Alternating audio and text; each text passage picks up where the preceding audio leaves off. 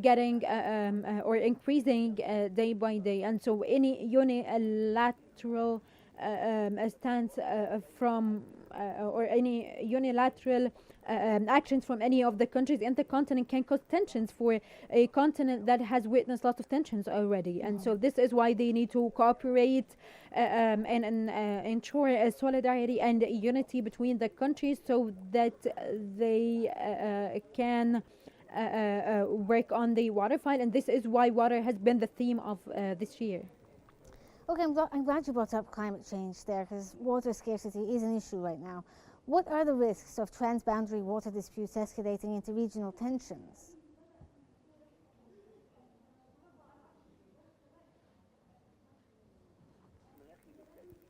Uh, Definitely, it affects the development efforts in the continent, and the effects and outcomes really reflected heavily on the African countries that did not have that much of an important role. It has affected the quality of the land and on the production lines even.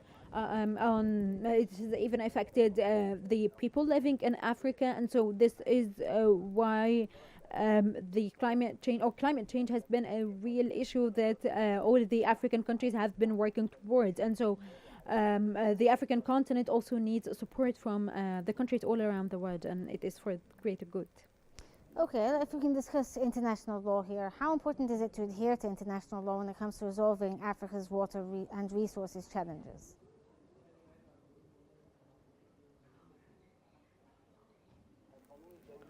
International law needs to be the standard on which all the countries implement, and through which all the decisions can be taken, especially the countries that have important waterways like the Nile River, for example. And so, the Nile River goes through 11 countries, and so when we need the international law here to regulate how things can move between these countries and how cooperation should work. And this actually can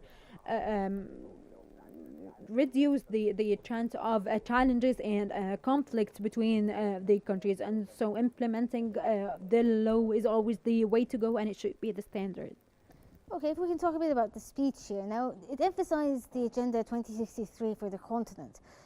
In your opinion, where does Africa currently stand in achieving these long-term development goals, and have we achieved or ticked off some of the boxes here?